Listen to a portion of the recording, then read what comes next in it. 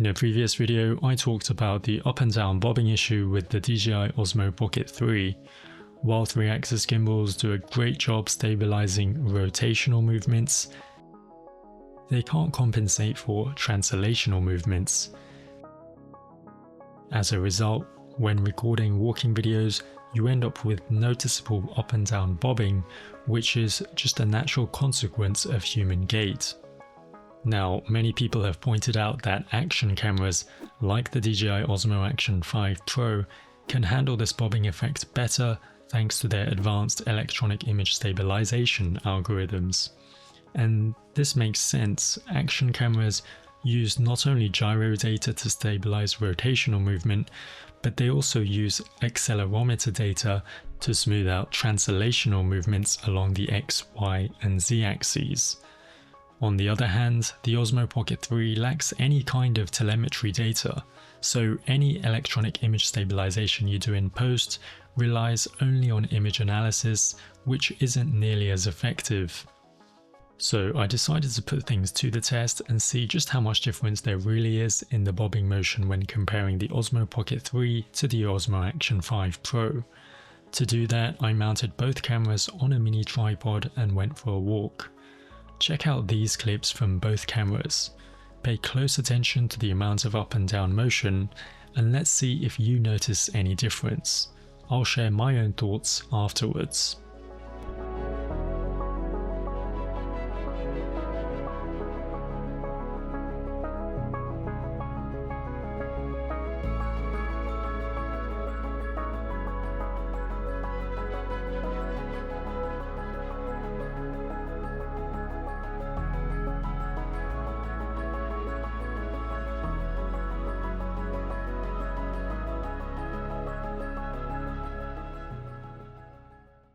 Now, I don't know about you, but for me it was pretty hard to spot any significant difference in the bobbing motion between the two. I rewatched the clips several times, and while I got the impression that the Osmo Action 5 footage had slightly less bobbing, the difference was barely noticeable.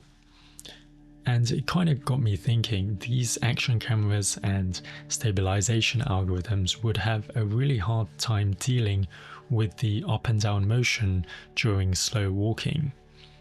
Unlike the sharp and sudden vibrations while mounted on a bike's handlebars, or the obvious jerks while hands holding the camera, the bobbing from walking is much more subtle and not as easily recognized by the camera as the kind of movement we would typically consider camera shake. Perhaps more importantly, even if the action camera could perfectly track and compensate for vertical displacements caused by walking, the perspective shifts are much larger than typical camera shake. As a result, there would be noticeable warping in the stabilized video due to parallax distortion.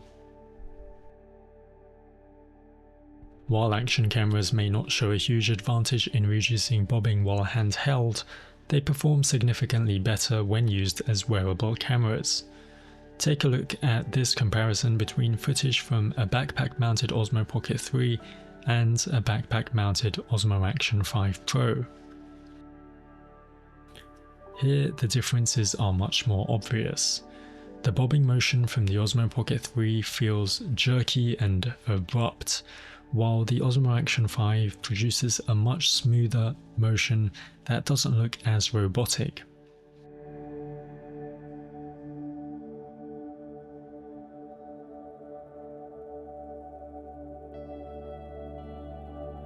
This lines up with my previous findings where I found that when the Osmo Pocket 3 is mounted on a backpack, the bobbing becomes more severe because of the higher frequency of oscillations and quicker changes in direction. In contrast, it makes sense that the Osmo Action 5 Pro is better at detecting these more jerk-like motions and is thus able to smooth them out. Now, there is a trick that can help reduce the bobbing for both the Osmo Pocket 3 and action cameras, which is to use a selfie stick. My mini tripod has a built-in extension pole which allows me to extend its length and create a longer lever arm. In a previous video, I demonstrated how using an extended selfie stick can reduce the noticeable up and down bobbing by decreasing the number of oscillations over the same amount of time. And once again, the selfie stick method does a good job at reducing the perceived bobbing effect. This isn't just for the Osmo Pocket 3, but also for the Osmo Action 5 Pro. One of my viewers commented on that previous video with another insightful reason as to why the selfie stick might help.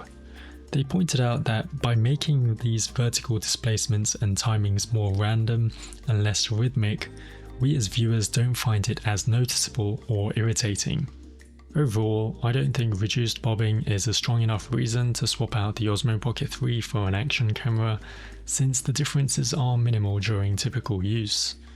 At the end of the day, neither camera can fully replace the need for a smooth, well-practiced ninja walk. That said, if you're planning to mount a camera on your backpack or chest, the Osmo Action 5 Pro does deliver better results in those scenarios.